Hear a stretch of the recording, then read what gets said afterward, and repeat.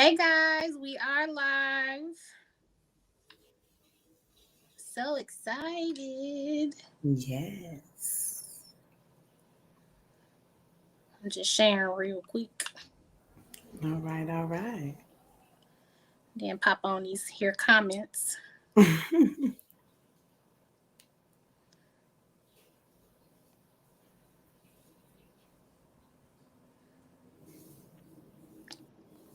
And if they can't reach us on Facebook, we are most definitely live on YouTube. YouTube. Hey. Yes. So guys, hey, how y'all doing for the first show of February? So I'm so excited. I'm your girl Rita H.A.M. Norman. I have my very good sister friend, which I love to death, Miss Yes. Gwen. And make sure you say her last name correctly, which is Cowan, like not Cowan, it's Cowan. Because I seen her check a few people about that. Spelled it out in all caps. Hey, gotta let them know. Gotta let them know. Definitely. So again, what I say in every show with my platform, I'm very blessed to have so many different people that I came in contact with, that I'm blessed to call my friends, and just here to give y'all information and gems, and to help you move forward, especially today with this show, because it's so important, and I love her to death. She's brilliant at what she does. She is a teacher. She is a homeschool advocate, and we are going to get into it because I'm excited for you to give that big perspective of teacher and the benefits of teaching your kids from home. Mm-hmm. So hey Gwen. Hey. So we go. Hey girl, how you doing? I'm all right. Everybody that's here, Lily Flowers, thank you for joining. Kendra, hey girl, how you doing? My mom is here. Hey mom. Your big baby might join Malaysia. Hey. So I met you. Hell, Malaysia's 22 now. Let me think. That many years ago. Right. Through our very good friend Hazel. Yes. A best friend that we share. Wait, hold on now. Don't let me have to get ugly on air. We're not even gonna go there. Yes, we're not gonna go there. We're gonna leave that part alone. That's the only argument that we ever have. That's right. Is when it comes. Okay, you met her first, but I said we share. Okay, you know what? I said we share. Okay, we share. No. No, but I love you guys. So I met you. Then you blessed me with watching my niece, and you're part of the reason why she was getting on my nerves, because she was reading everything under the sun, loving your house, the education and everything, and the things that you bless these children with is simply amazing. So no one can tell your story and how you got started in this industry of teaching better than you. So just let everybody know exactly how you got into this industry and exactly what it is that you do. All right. Well, I started working with kids when I was 9 years old. I knew like at 9 that working with children was my passion. I started with daycare. Mm-hmm. I realized that I had a great knack for it. Every child that came to me, when they left from me, they were way more advanced than what the average child would be.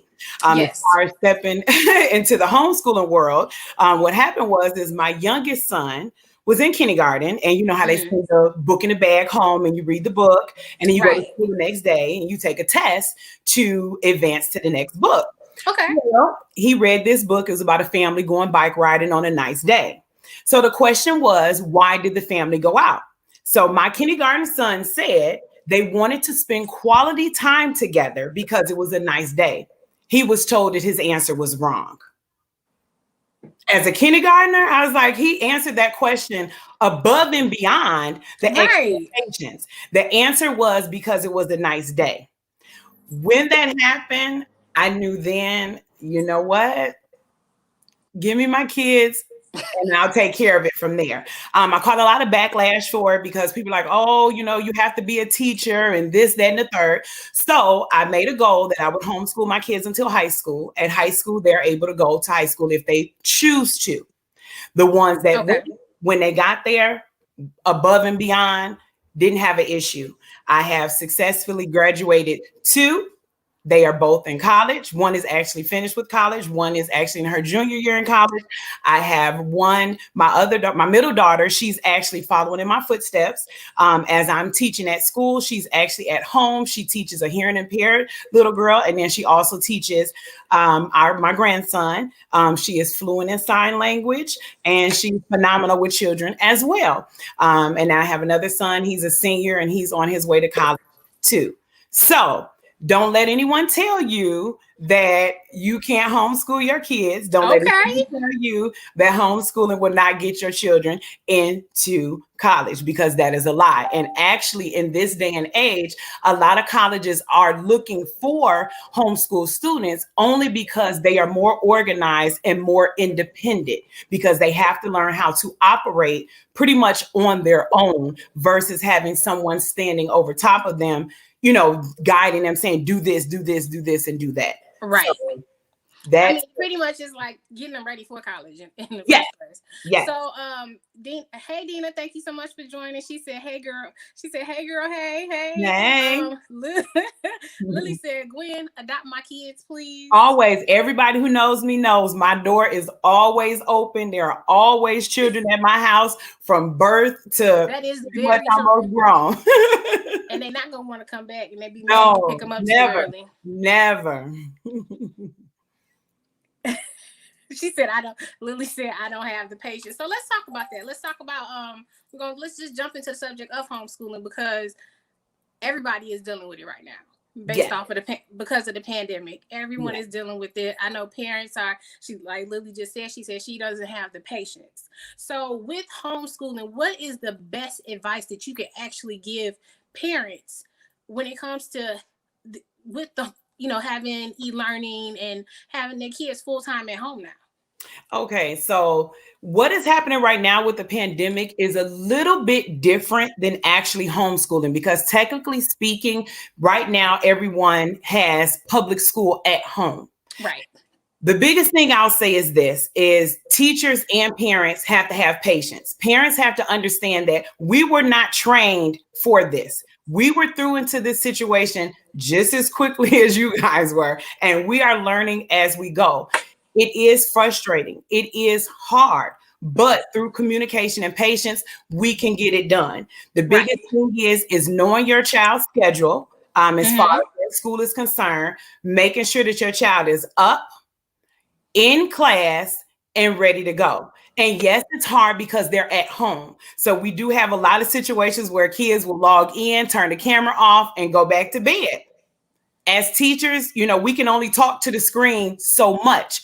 We need help of the parents to make sure, that their students are there, because we're teaching, but we can't teach if the child doesn't show up. And I know that it's hard, and I know that it's frustrating because you're not used to it. I made a joke. A part of it is funny to me because now a lot of parents are able to see exactly what teachers deal with on a day-to-day basis. And it's not easy. It's not a walk in the park, and it's very hard. But day after day, we do what we need to do to get it done. And so in this situation, instead of parents being upset with teachers or, having attitudes, and the same for teachers with parents, we have to work together at this time, because at the end of the day, the number one goal is the children, not you as a parent and not us as teachers. It's the child. It's the children. We need to get them to where they need to be. A lot of kids are going to fall behind in this situation because there's so much frustration, because there's so much back and forth, instead of everybody coming to a common ground and saying, look, we've got to do what we need to do to make sure these kids get what they need. That was beautifully stated. And I think a part of it is that a lot of them don't know that the teachers were not trained for it. And then having that patience is key. It is. And then not only parents also have to understand, we're teaching hybrid. which means we have children who are brick and mortar, who are in the building with us. And then we also have to teach between 10 to 17 children, if not more, virtually. And when you're used to standing in front of the board and teaching and turning around to your class, but now you have to turn around to your class, click the meet, make sure the virtual kids are paying attention, make sure the kids that are in class aren't goofing off. It's a lot. So I feel like, just to have parents who are able, whether it's the parent, the grandparent, uncle, older sibling, whoever it is, we have to work together in making sure that these kids are paying attention and doing their assignments and turning it in so that they can go ahead and get to the next level, without any failing or anything. Precisely. So we have a few messages from... Oh, hey, Latrice. Hey, cousin. Thank you so much for joining. Malaysia's here. She said, hey, Miss Gwen. Hey, love. So it's Miss Lily Flowers is actually Tashika. she said, I'm in school full time and she's also working part time. She's also working part time. And then she said, this is Tashika, by the way. And then she said, but it's also a lot of students and not enough teachers. And that is true. And this is what the teachers are struggling just like the students because of COVID. And that's a fact. And I'm going to say this. I teach during the day. I run an after school program and I'm a full-time student as well. And I still manage to lesson plan, homeschool my kids and everything else. You have to set a schedule and you have to understand during this time, I'm not going to get a lot of free time. I'm not going to get, a lot of just do whatever. But as a parent, I'm okay with that because my children's success is my number one goal. What's that saying? My children's success is my true flex. That's what I get from. That's it. that's it. Definitely what I think about in that aspect. But you hit it real close to home because you most definitely have to have patience. And when you do have those patience with your children, you can see the difference. Yes. Most definitely see the difference. So even with the virtual, what is some of the craziest things that you have seen in a virtual environment? Because I've seen a few clips to where these kids are having full blown Broadway shows collectively in their classroom. And I'm like, really? Everybody knows we have the instances of parents forgetting that, the kids are on camera. So, you get a couple of unclothed parents. We've had situations where we've had students forget to turn the camera off and they went back to bed in their sleep and I'm calling and dad comes in and I'm like, oh, wait a minute. Dad can't do that on the live, huh? We can't have that.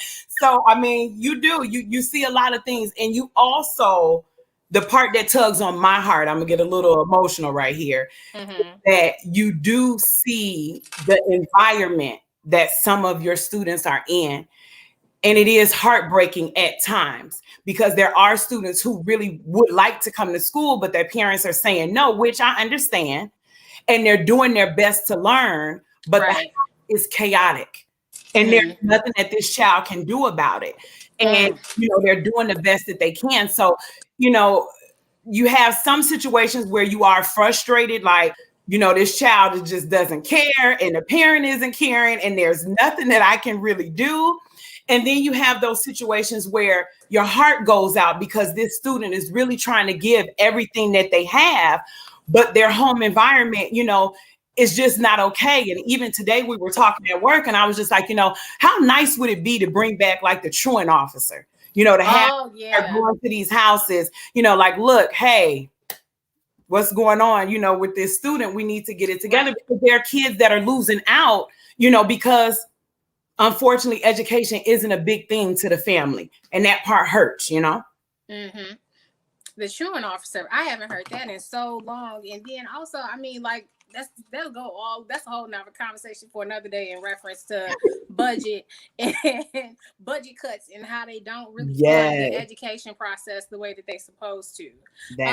My cousin Latrice, she said my child has been doing great during visual learning and she loves it. And that's wonderful. There are a lot of successful families. That I will not say that there are a lot of successful families, but in those situations, those children that are extremely successful like that are because they have the surrounding that is making sure that they can be successful. Their parents and their teachers are working together. Right. Thank you so much for joining, Reggie. And he said, I have a special needs student. People tend to forget about them. He said, my son can do school on the computer. That's what's up, Reggie. And thank you so much for joining. And you're absolutely right. And that's, I have special needs students, and it's extra work. It's hard, and it's not for the faint of heart, but as long as the parent is working, with me, with us, with whoever, whatever teacher, it'll be a successful situation. But everybody has to work together. It cannot be a one-sided thing. Right. And that's another thing that I appreciate the pandemic for, is because a lot of parents in the past just send their kids to school like it's the teacher's job. Just go, there it is. There, just go, and the teacher will figure it out. Now they're understanding a little bit more that, that's not the situation. Reggie, I saw your comment. He can't do school on. Yeah, he can't. Yeah, I was just gonna say that once you got finished talking. Yeah, he can't do it on a computer.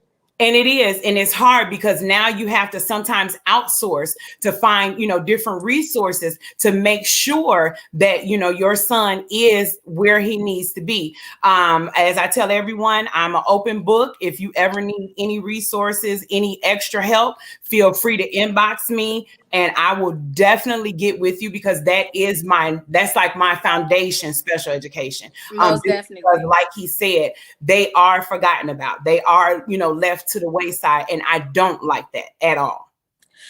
Tree said, and she's coming from YouTube. This is so dope. She said in the state of Indiana, they do have truancy prevention. So yay, Indiana. Right, because I have not heard that about any other state. But if you're in a state and y'all have truancy prevention, go ahead, drop a comment, let us know. Yeah, because there might be someone that's in your state that don't know. Exactly. You know what I'm saying? That's information that they truly are not given. Lily said, sorry, I keep saying your name is Lily, but we know your name is not Lily. So I apologize in advance. She said, parents, especially in the African American community, need to take this serious, because they already think Black people are below standard.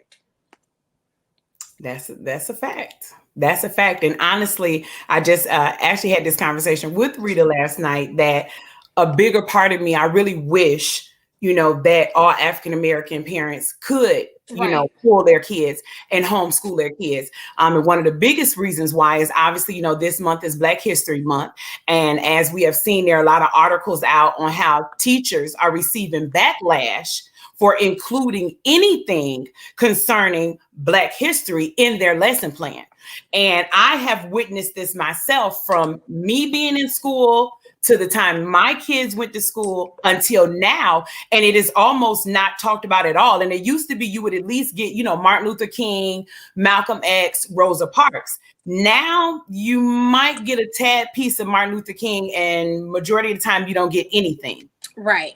And Reggie said Reggie will most definitely send you some contact information. He wants to get your contact information, so of course, get some resources, because he's there in Atlanta, Georgia. Of course, definitely, no problem. I help anyone, and if I don't have the answer right off the top of my head, those that have worked with me will tell you I will figure it out. One way or another, I will figure it out. Anything to help a child be successful. That's like my number one goal. Most definitely.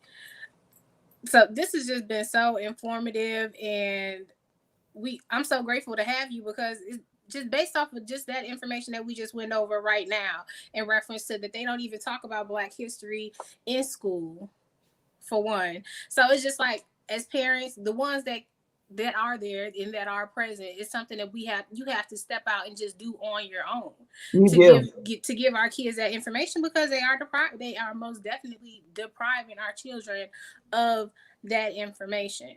So And it's all about having patience for your children. And then too, like, a lot of people don't know your kid might have a different learning style compared to others. that Because I know one of right my there. nieces, she had to get a, what is it, a IEP, IEP. IEP. So it's just like, you have to pay that much attention to your children to see where they struggle, how they struggling, because a lot of these kids, their comprehension is none. And a lot of the times they're not really struggling. It's just the learning style. Not every child is meant to sit in one spot and read a book. A lot of kids are tactile learners. They need to touch. They need hands-on. Some kids, they need to stand up. Matter of fact, I have a student in my class right now. He cannot sit down. And guess what? I'm okay with that. I let him stand up and work. And he's the highest student in the class. And it's okay that he needs to stand up. But in this day and age, what happens is that people enter into college and they don't have a major. And they tell them, hey, if you become a teacher and you teach in a Title I district, after a certain amount of time, we'll forgive your loans and pay some of them back. So people fall into that trap. Well, Then when you that is student something that, teach, you don't student teach in a Title I district. Most of the time, you student teach in a district that has little to no problems. Now, after you're done and it's time to go get a job, you now have to go teach in communities where these children have more problems than you do. They deal with more stress on a day-to-day basis than you do. And these teachers are getting younger and younger. They're 23, 24, and they're barely handling their own stress in a lot of cases. And then now they have to deal with these students and they have to figure out ways to educate them that is not by the book. If I tried to teach my students based upon the book, I wouldn't get too far. You have to think out of the box. You have to come up with something else. And you have to be prepared for a child to come in the morning crying, throwing things, upset. And no, you can't just go to the principal. No, sweetheart, what's wrong? What happened today? What happened this morning? That part. They have things that go on in the morning that we don't know about. Their homes are, dysfunctional. We don't know. So you've got to meet these kids where they are. And once they realize that you truly care for them, that's when the learning goes to a totally different level. But if you don't show them that you care, if you don't show them that your heart is really to educate them and see them succeed, if they feel like you're just there to collect your check, you're going to get behaviors like you just there to collect the check. Lily said that she would really like to teach her children more about Black History Month, but she just needs to figure out ways to make it more fun and educational. Okay, anything that you decide to teach, you create it yourself. My daycare center, I've never had curriculum, and all of my daycare parents will tell you, we use things around the house. I come up with stuff. I put it together. I learn the kids. I see what motivates them. If I have a child that knows words to every song, instead of me being upset with that child, like, oh, you know the words to every song, but you don't know your ABCs, guess what? I turn it into a song. Every child that has come through my daycare, I guarantee you can call every last one of them. They learned how to spell their name with a song. They learned different things through music. The goal is to find out, what's best for them. As far as homeschooling, you don't need a degree. Don't let anyone tell you that. Don't let anyone tell you, oh, this, that, and the third, you can't do it. Because I'm going to tell you right now, I dropped out of the school in the 9th grade, okay? I went and got my GED the same year that my high school class graduated. I went to college and everything. I was a single mother, a teenage mother at that. I had 4 kids, 5 and under. I had my oldest when I was 14. Okay. never was with the state, no adoption. My mother did not do, my dad did not do, nobody can. I did it.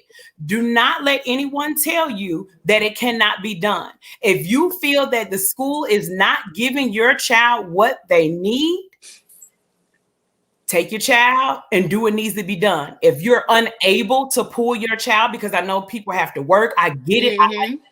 That's fine.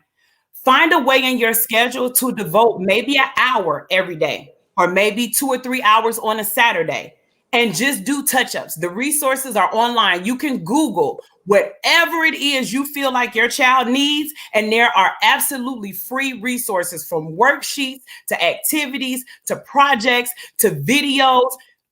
Everything. And if you feel like, because I know math is kind of a struggle for a lot of people, especially in the it changes so much. It just does. The way that they would do, the way that they did division back when we was in school, it's like 15, and I'm over exaggerating.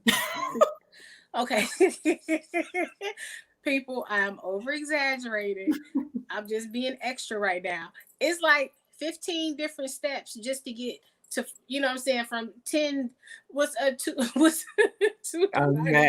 10, no actually, you know what I'm saying, like, but it was usually, it was a lot simple when we was growing up, and then now it's like 15 different steps just to get to that one simple answer. So why is that? Why do they change the curriculum and then it goes from one to the other after so many different years? They went into Common Core, and Common Core is what did it. Granted, the way that Common Core math is taught, if you really look at it, a lot of us do it that way in our head. But when it comes time to putting it down on pencil and paper, it's like, oh, wow, this is so many different steps. My only frustration with Common Core is that division was the only thing they couldn't change. They could not come up with a Common Core way for division. Every other thing was switched. Thankfully, we're coming back off of it and going back to normal. But Khan Academy, any video math you need to know, Khan Academy has it, and it's absolutely free. And so I tell a lot of parents, write that down, people. Khan Academy. a lot of parents, you know, when the kids come home with something and you're absolutely floored, sneak off into your room really quick, watch the Khan Academy video. Most of their videos are no more than maybe 5 or 10 minutes long, and guess what? You will come out like you just knew what you were doing the whole time.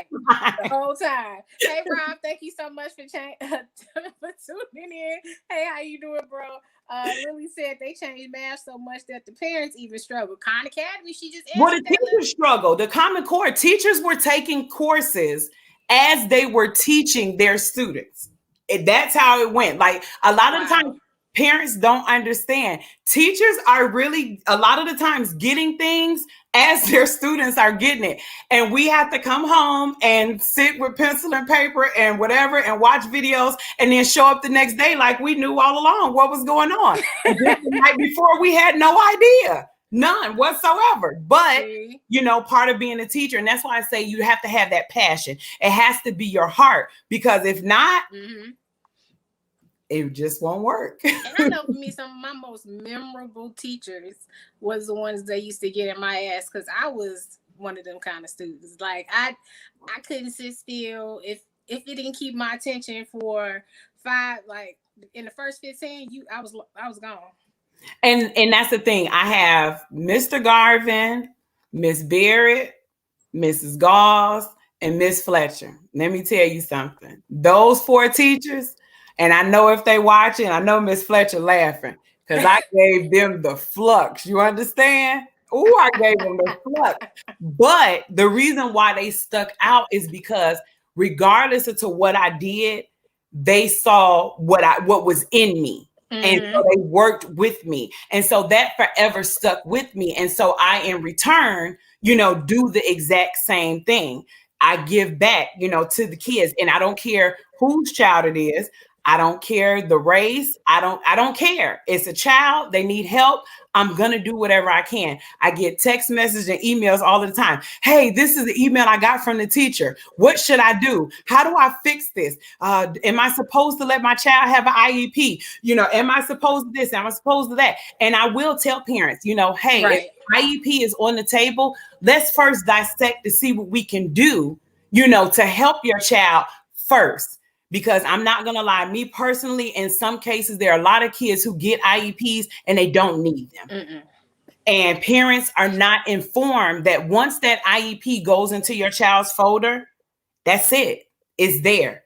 And a lot of the times with these new age teachers, I'm sorry, guys, when they open the folder and they see that the child has an IEP plan, that child is automatically pushed to the side.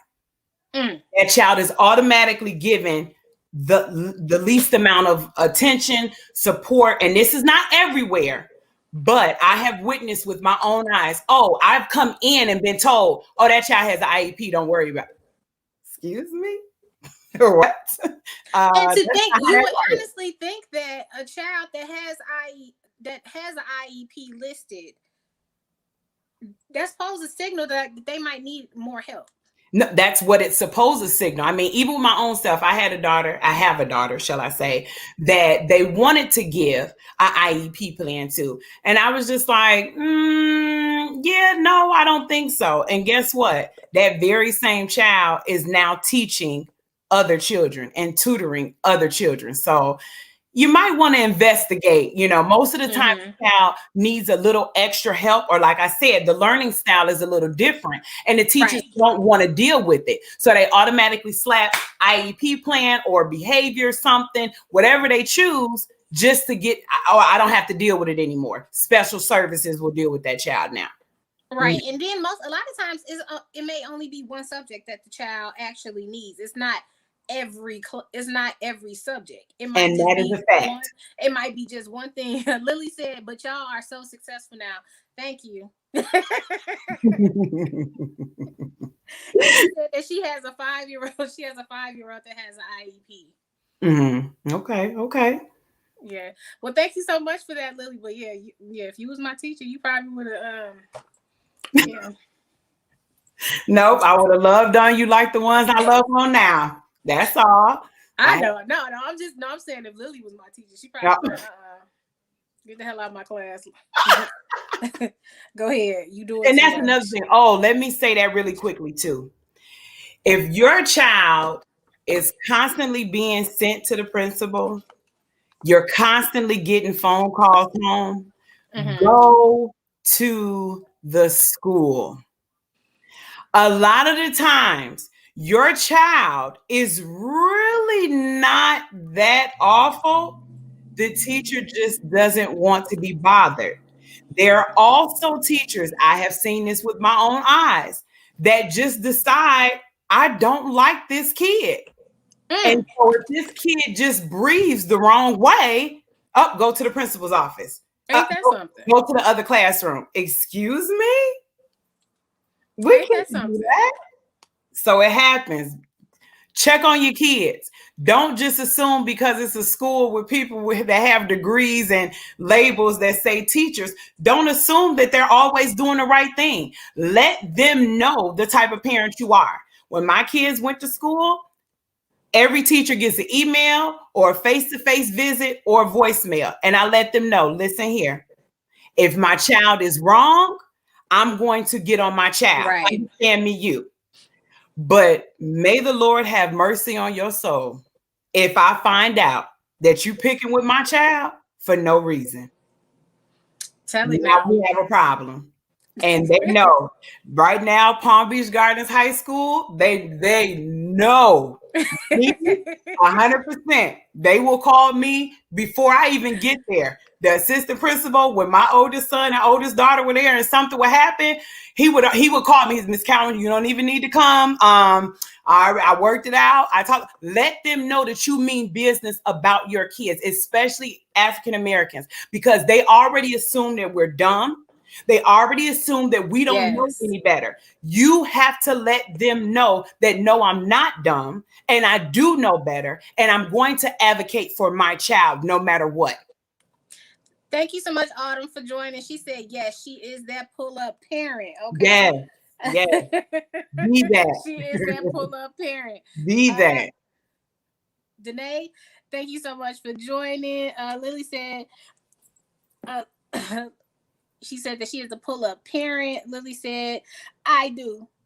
And she said that And you're so right. My 5-year-old, she said, well, first she said that they gave the IEP because of her child's behavior.